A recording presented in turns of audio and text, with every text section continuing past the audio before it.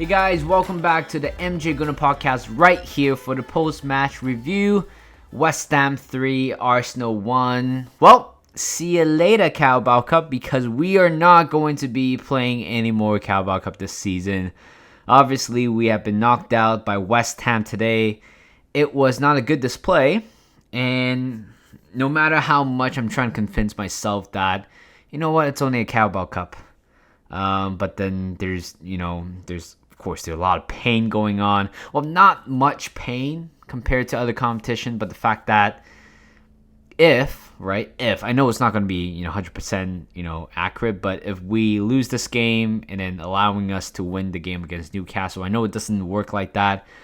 I'm up all for it, but the fact that exiting a competition potentially that we might be able to be the favorite to win, and all of a sudden that dream, that achievement, that goal that we want to win, that trophy, it's gone. I know it's only a Carabao Cup. I know it's only an energy drink cup, but still, it's very disappointing that losing out, and considering that you might be potentially winning the competition. City were out, Spurs were out as well, so you have tough teams like Chelsea, United, Newcastle, and also Liverpool were in there. And you thought, it's not as bad because Man City wasn't there anymore.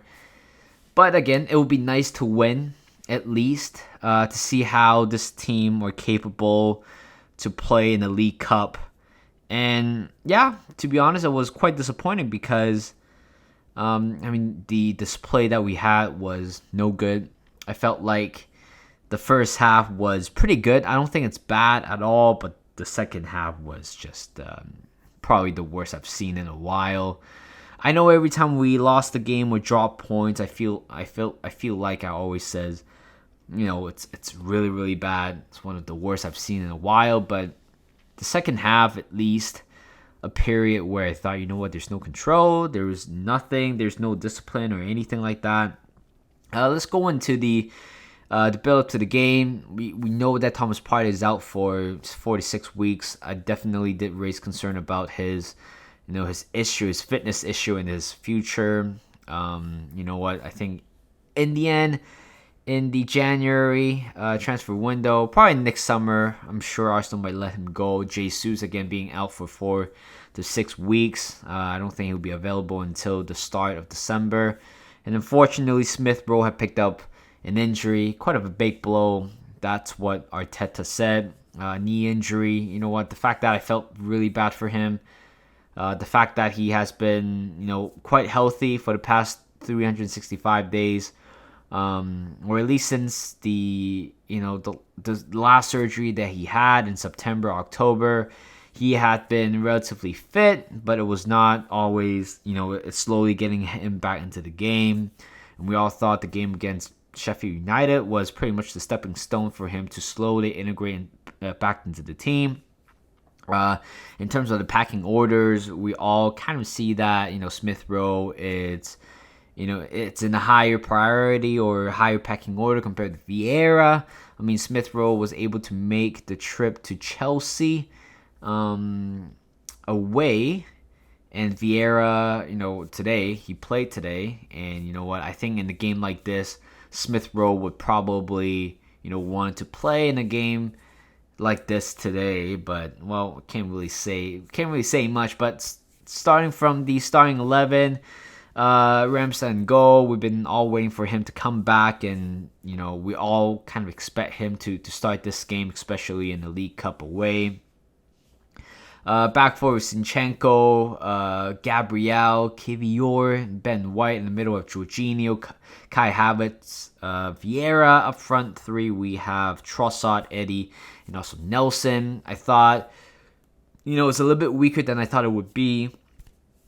I know this game might be revolving around Declan Rice. Will he be featuring back in the West London Stadium or with the West Ham Stadium?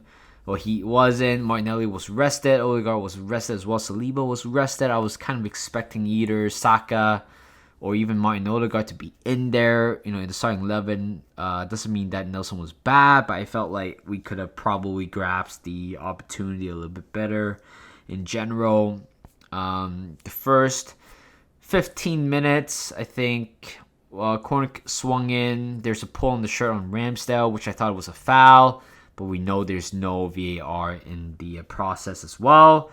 But again, I don't want to blame any player, but I felt like Zinchenko today or that day was really, really poor defensively. The awareness that he had, he didn't know where he was, or the lack of positioning, defensive positioning he had was really, really bad.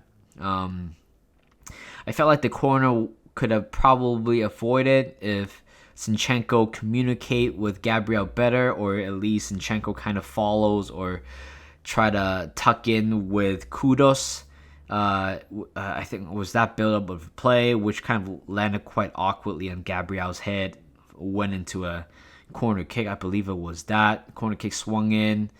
Again, Jared Bowen, it's a very good player with the cross like that. I feel like every time when Jared Bowen playing against Arsenal, he always scores in a way. I think he's a pretty good player as well. But that corner kick was, the way he swung at it was really, really good to the front post. I think, in a way, Ben White was off balance a little bit. I'm sure he would have probably reflected with that own goal. And that post shirt from Souček on Ramsdale didn't quite help the situation either. I didn't really want to quite blame Ben White or Ramsdale, because I felt like if you want to blame one player, it would have been Zinchenko, which I felt like he could have dealt with, the previous play a little bit better. And later on in the first half, at one point we have 80 or 75% or 80% possession, but I don't think in this case that means a lot of stuff. We had a couple of good chances. I think a couple of shots from the outside of the box deflected out wide. Kai Havertz with a very early header. Good save by Fabianski. Eddie with the header. I think towards the end of the first half, which headed out wide. Nelson with the shot, but it was blocked. That's about it. We had good control in the first half. I wouldn't mind about that, I wouldn't mind about that own goal. But it's the fact that how you would respond. And I don't think Arsenal responded very well. I thought the halftime, it was a time where Arsenal would make changes, would start going at West Ham again, testing the limit. And guess what? Turns out West Ham have, whatever they had, in the capacity to somehow pull out 2 goals against us. And for us, it was very disappointing because we were controlling, we were dominating in the first half pretty much so. And it was just that 15 to 20 minutes of lack of concentration, a lot of mislab with some of the judgment of the ball, defensive plays were there, which allowing them to capitalize us. Especially the second goal was very disappointing to concede overall in general. It made it look so easy. This kind of goal reminds me of the pandemic Arsenal, where one transition from one play to another, just conceding a goal. Again, Zinchenko looks very casual when he was trying to retrieve the ball, trying to locate where the ball was going to Kudos. Gabriel, I think he was trying to spread his legs out wide in a way to make sure that his hand were in a good position, not to be accused for a handball if it struck him. But it went through his leg, which is even more disappointing in a way, because I felt like, it gives Kudos a lot of room to shoot in a way. Zinchenko defense didn't help either. But Gabriel, by spreading his leg out that wide, didn't help the situation as well. And that was 2-0.